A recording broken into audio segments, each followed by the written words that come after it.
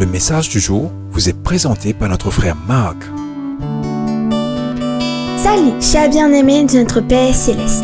Aujourd'hui, alors que nous approchons la fin de 2021, je voudrais parler d'un mot, endurance. La génération actuelle ne sait rien de l'endurance. Endurer signifie achever malgré les épreuves, souffrir patiemment sans abandonner.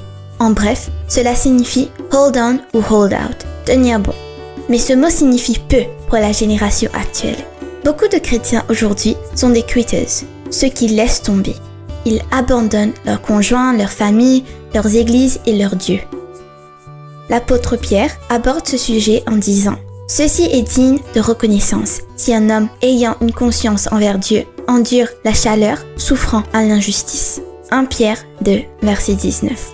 Puis il ajoute « Qu'est-ce que la gloire si, lorsque vous êtes frappés pour vos fautes, vous la prenez patiemment ?» 1 Pierre 2, verset 20 à 23. Veuillez lire l'intégralité de l'écriture pour situer le contexte. L'apôtre Paul ordonne « C'est pourquoi tu entends la dureté, comme un bon soldat de Jésus-Christ » dans 2 Timothée 2, verset 3. Enfin, le Seigneur lui-même nous donne la promesse. Celui qui endurera jusqu'à la fin, celui-là sera sauvé. Dans Matthieu 24, verset 13. Bien-aimés, maintenant je vous demande, quelle est votre difficulté? Votre mariage est-il dans un tourbillon? Votre travail est-il en crise? Êtes-vous alité avec la maladie?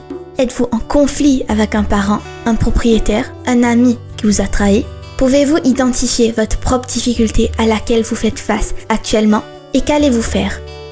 Bien-aimés, nous devons avoir de l'espoir. Vous voyez, tout comme la souffrance de Paul n'a jamais cessé, ni sa révélation, sa maturité, sa foi profonde, sa paix établie. Il a dit, si je veux être un homme spirituel, si je veux vraiment plaire à mon Seigneur, alors je peux combattre mes circonstances. Je vais maintenir et ne jamais quitter. Rien sur cette terre ne peut me donner ce que je reçois de l'Esprit de Dieu chaque jour dans mes épreuves. Il fait de moi un homme spirituel. La vie de Paul respirait avec l'Esprit de Christ. Et il en est de même de chaque personne vraiment spirituelle. Le Saint-Esprit répandit de l'intérieur de ce serviteur les brises célestes de Dieu. Cette personne n'est pas abaissée, il ne murmure pas ou ne se plaint de ses maux. Il traverse peut-être l'épreuve de sa vie, mais il sourit toujours, parce qu'il sait que Dieu est à l'œuvre en lui, révélant sa gloire éternelle. Bien-aimés, je sais que de nombreuses personnes traversent et font face à tant de problèmes difficiles ces jours-ci. Ces mots d'encouragement et d'endurance vous sont destinés. Ma prière est que notre Seigneur vous aide à traverser tout avec foi, espoir et paix. Que le Seigneur vous bénisse richement et que vous en ressortiez victorieuse à la fin. Que Dieu vous bénisse tous, bien-aimés. Gardez toujours la tête haute. Profitez de votre journée en lui. On se rencontre demain. Au revoir. Une chose avant de nous séparer.